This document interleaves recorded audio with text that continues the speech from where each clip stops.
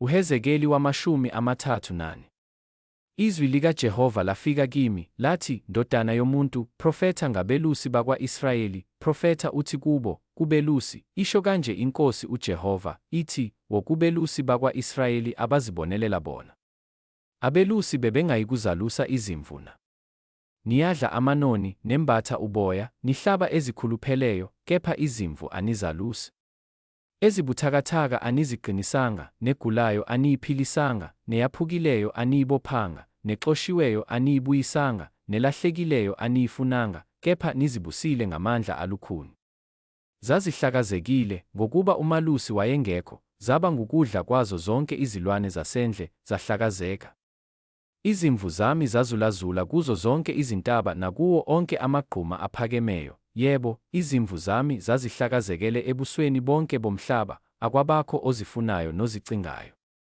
Ngalokho, belusi, zwanini izwi likaJehova lokuthi, kuphila kwami, isho iNkosi uJehova, impela ngenxa yokuba izimvu zami zaba yimpango, nangokuba izimvu zami zaba ngukudla kwazo zonke izilwane zasendle, lokhu umalusi engekho, nangokuba abelusi bami bengafunanga izimvu zami, abelusi bezibonelela bona, bengazalusi izimvu zami, ngalokho, belusi, zwanini izwi likaJehova lokuthi, isho kanje iNkosi uJehova, ithi, bhekani, ngimelene nabelusi, ngiyakuzibiza izimvu zami esandleni sabo, ngenze ukuba bangabe besazalusa izimvu, abelusi bangabe besazibonelela bona, bophule izimvu zami emlonyeni wabo, zingabi ngukudla kwabo.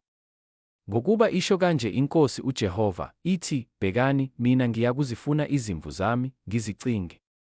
Njengomalusi efuna umhlambi wakhe mhla ephakathi kwezimvu zakhe ezilahlekileyo, kanjalo ngiyakufuna izimvu zami, ngizophule kuzo zonke izindawo ezihlakazekele kuzo ngosuku lwamafu nolobumnyama.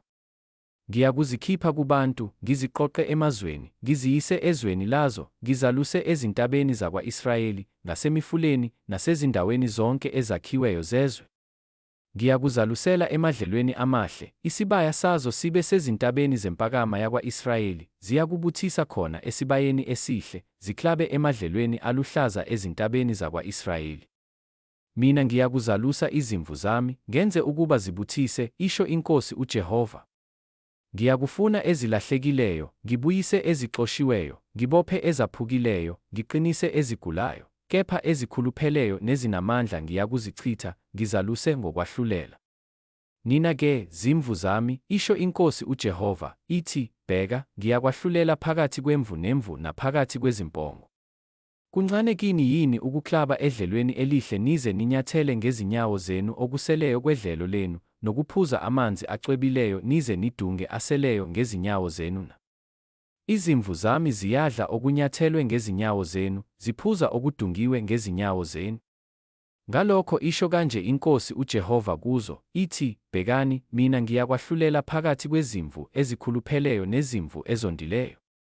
Ngokuba nisunduza ngohlangothi nangehlombe, niqhubukusha zonke ezigulayo ngezimpondo zenu, nize nizihlakazele ngaphandle, ngiyakusindisa izimvu zami, azisayikuba yimpango, ngahlulele phakathi kwezimvu nezimvu. Ngiyakumisa umalusi phezu kwazo, azaluse, inceku yami uDavide, uyakuzalusa, abe ngumalusi wazo.